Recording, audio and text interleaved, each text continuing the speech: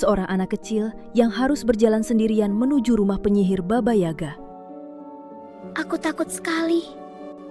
Semoga aku bisa cepat pulang. Ada siapa di sana? Ayah. Inilah kisah Vasilisa, perjalanan gelap di hutan penyihir. Di sebuah desa yang jauh, hiduplah Vasilisa, anak perempuan yang lembut dan baik hati. Aku akan membantu ibu hari ini. Suatu hari, ibu Vasilisa jatuh sakit. Anakku, dengarkan baik-baik. Sebelum wafat, ibunya memberi Vasilisa sebuah boneka kecil ajaib. Anakku, simpan boneka ini sebagai kenangan dariku. Baik, Bu. Ingatlah pesan ibu, berdoalah kepada Allah dan jangan pernah menyerah. Baik, Bu. Tidak lama kemudian, ibu Vasilisa meninggal dunia. Aku akan mengingat pesanmu, Bu. Beberapa waktu kemudian, ayah Vasilisa menikah lagi. Ia menikah dengan seorang janda yang membawa 2 anak perempuan bersamanya.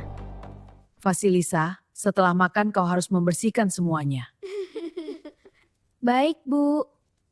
Ibu tiri Vasilisa ternyata sangat kejam. Mulai hari ini, kau yang mengerjakan semua pekerjaan rumah. 2 saudari tirinya pun selalu mengejeknya. Seperti pelayan, dia harus bekerja lebih cepat. Meski sering diperlakukan buruk, Vasilisa tetap sabar. Andai ibu masih ada di sini. Setiap kali Vasilisa bersedih, keajaiban pun terjadi. Jangan takut, Vasilisa. Aku akan membantumu.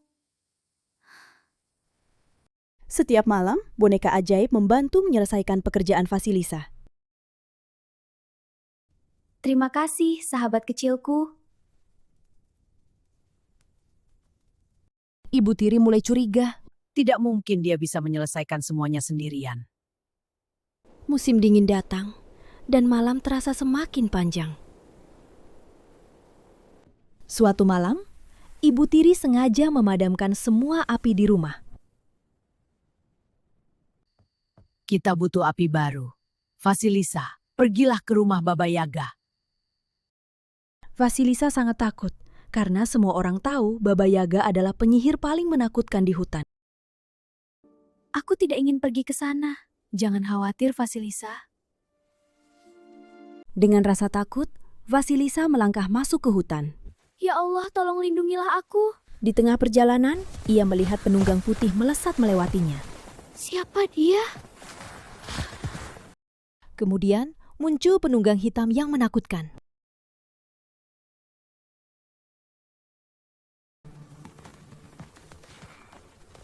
Hutan ini benar-benar penuh keajaiban. Akhirnya, Vasilisa sampai di rumah Baba Yaga yang berdiri di atas kaki ayam raksasa.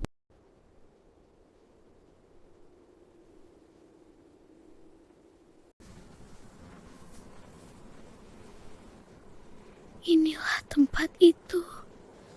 Tiba-tiba, Baba Yaga datang melesat dari langit. Siapa yang berani datang ke rumahku?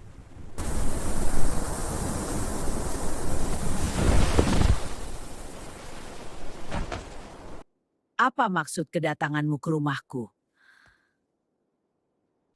Aku datang untuk meminta api. Aku akan memberimu api jika kau bekerja untukku. Baiklah, aku mau. Bersihkan rumah ini. Baik. Vasilisa harus memisahkan biji-bijian itu satu persatu. Pisahkan semua biji itu tanpa kesalahan. Uraikan semua benang itu tanpa tersisa. Tugas itu terlalu berat bagi seorang anak kecil. Aku tidak sanggup. Beristirahatlah, aku akan mengerjakannya. Saat pagi tiba, semua tugas telah selesai. Subhanallah, semuanya sudah rapi. Dan begitu pula tugas yang lain telah diselesaikan oleh boneka Vasilisa. Baba Yaga heran dan marah, karena tugas-tugas darinya semua berhasil diselesaikan. Siapa yang membantumu? Doa ibuku menyertaiku. Malam itu, di rumah Baba Yaga, Vasilisa berdoa dan memohon kekuatan.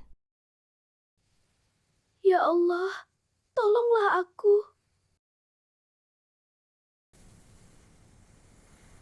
aku bersamamu. Di lain hari, Vasilisa mulai menyadari bahwa rumah Baba Yaga dipenuhi makhluk-makhluk ajaib. Apakah mereka penunggang yang kulihat di hutan? Vasilisa memberanikan diri untuk bertanya pada Baba Yaga. Siapakah penunggang putih, merah, dan hitam itu? Mereka adalah siang, matahari, dan malamku. Penyihir itu mulai curiga. Pada suatu malam, Baba Yaga menghampiri Vasilisa. Penyihir itu merasa ada sesuatu yang melindungi Vasilisa. Ada kekuatan baik yang menjagamu. Karena tidak tahan dengan kekuatan baik yang melindunginya, Baba Yaga akhirnya mengusir Vasilisa, tetapi memberinya api dalam tengkorak bercahaya. Ambil ini dan pergi. Terima kasih. Vasilisa pulang membawa api itu. Aku hanya ingin segera sampai di rumah. Di rumah, ibu tiri dan saudari tirinya justru berharap Vasilisa tidak akan pernah kembali. Sudah lama Vasilisa pergi. Dia pasti tersesat di hutan. Bagus, kita tidak perlu melihatnya lagi. Saat malam tiba, akhirnya Vasilisa kembali pulang ke rumahnya.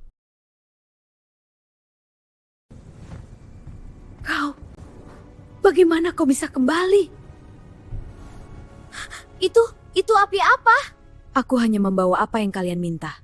Tiba-tiba, api membesar dengan sendirinya. Api itu memilih siapa yang harus dihukum dan siapa yang harus dilindungi.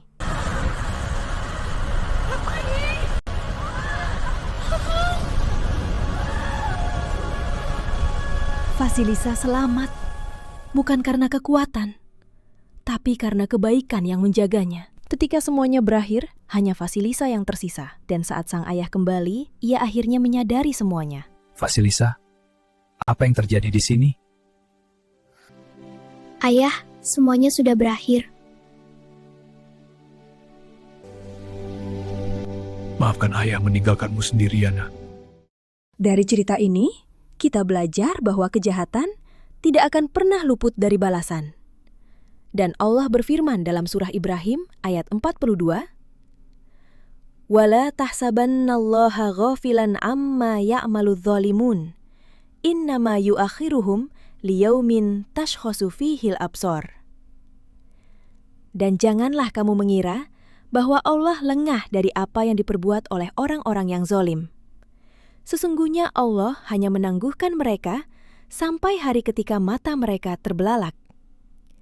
Maka bersabarlah dalam kebaikan, karena keadilan pasti akan datang. Jangan lupa subscribe ya, karena masih banyak cerita seru lainnya.